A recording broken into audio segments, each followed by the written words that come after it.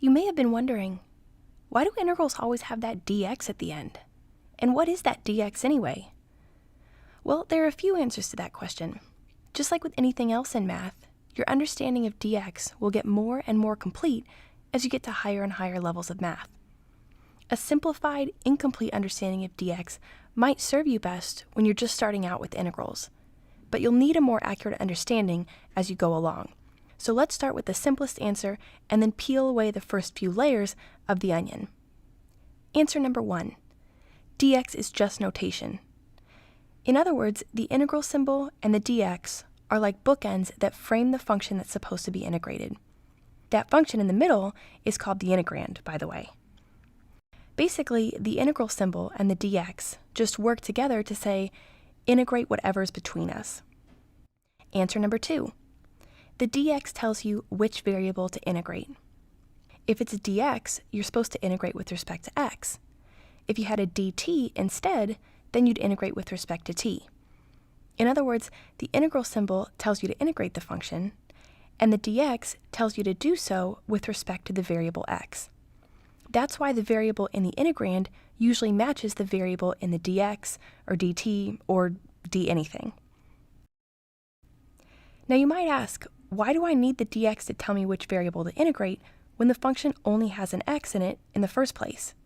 Great question, and you're right. In single variable calculus, the dx or dt or d whatever feels a little irrelevant, because if there's only one variable in the integrand, then you already know which variable to integrate.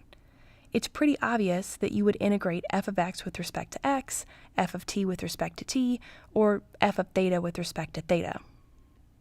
But here's why it's going to matter later. When you get to multivariable calculus and you have more than one variable inside the function, you'll need to know which variable to integrate, and that dx or dt or dy will be an absolute necessity. As an example, this double integral is telling you to integrate first with respect to y, and then later with respect to x. Answer number 3, the hardest but best answer. Dx is a differential, which means that it represents the difference between two things. So, more specifically, it represents the distance between two values of x. But while capital Dx is usually used to represent any distance, large or small, lowercase dx is what we use to specifically represent an infinitely small distance between two x values. In other words, the distance between two x values that are so close together you can barely tell them apart. For some of you this might be yesterday, but think back to whenever you learned different methods for approximating the area under a curve, like Riemann sums and trapezoidal rule. Those rules used a bunch of rectangles or trapezoids to approximate the area under the curve. You just find the area of each rectangle and then add all those areas together. Those methods rely on a consistent width for each rectangle. That width is called delta x, and delta x is just the distance between each x value. So what happens to delta x when we want to try to find exact area instead of just an estimation?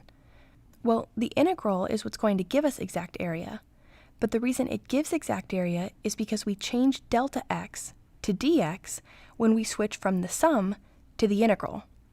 Where delta x was the width of a rectangle, using dx instead of delta x makes the width of each rectangle infinitely small. Since the dx is the only thing that makes those rectangles infinitely thin, it's the only way for us to get exact area, which is why when you take the integral and you're finding exact area, it always has to be accompanied by that dx. Could you use some extra help with math? Click the button to head over to calculusexpert.com. It's where I've collected and organized all of my best resources, including exclusive videos, notes, quizzes, and even formula sheets. It's the perfect resource whether you're struggling, or if you want to take your learning further, or even if you just want to save yourself some time studying. So check it out, because I know it'll help.